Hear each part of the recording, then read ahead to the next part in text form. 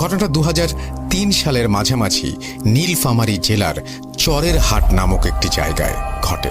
যার সাথে ঘটনাটা ঘটে তার নাম ছিল রুদ্র। রুদ্র ভাই আমাকে যেভাবে ঘটনা বলেছেন ঠিক সেভাবে আমি গুছিয়ে লেখার চেষ্টা করছি, ভুল হলে ক্ষমা করবেন।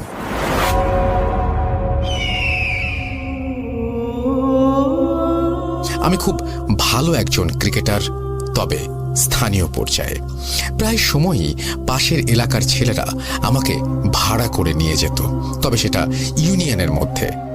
6-8-2003 আমি তখন অষ্টম শ্রেণীতে পড়াশোনা করি। পড়াশোনায় মনোযোগ একেবারেই কম।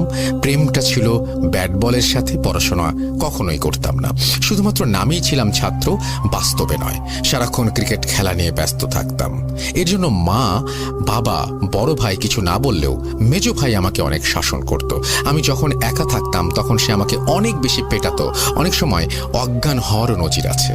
যাই হোক, এসব কথা বলতে চাচ্ছি না, তবে একটা কথা না বললেই নয়, আমি ছিলাম অত্যন্ত সাহসী, যা এলাকার সকলেই কম বেশি অবগত ছিল।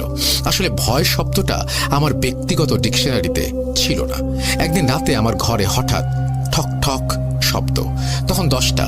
যেহেতু আমার বাসা প্রত্যন্ত এক গ্রামে, তাই বিদ্যুৎ তখন আমাদের গ্রাম পর্যন্ত পৌঁছয়নি।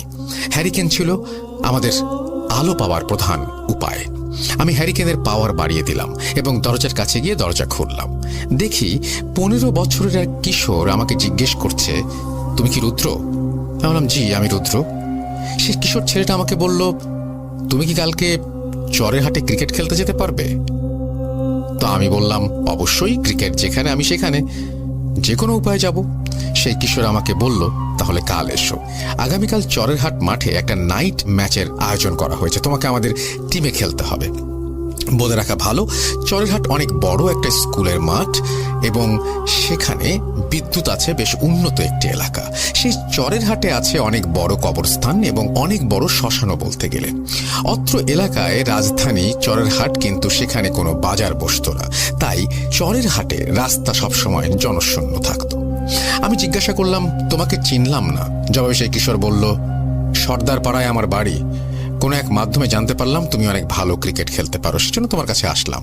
তুমি খেলতে আসলে তোমাকে 50 টাকা দেব, হারলেও দেব, জিতলে তো দিবই। আমি তার কাছে খেলার সময় জিজ্ঞেস করলাম। জবাবে সেই কিশোর ছেলেটা আমাকে বলল, রাত 8টায়। আমি বললাম, রাতে কিভাবে খেলবো? এর আগে কোনোদিন রাতে তো ক্রিকেট খেলিনি। রাতে খেলা হয় টিভিতে, কিন্তু গ্রামে কিভাবে সম্ভব? সে কোনো জবাব দিল না, শুধু বলল, যথাসময়ে আসার চেষ্টা করো। যাই হোক, পরের দিন সন্ধ্যায় আমি একটা সাইকেলে করে চরের হাটের দিকে যাত্রা করি। প্রায় 3 কিলোমিটার রাস্তা আমি আমার মতো গুনগুন করে গান গাইতে গাইতে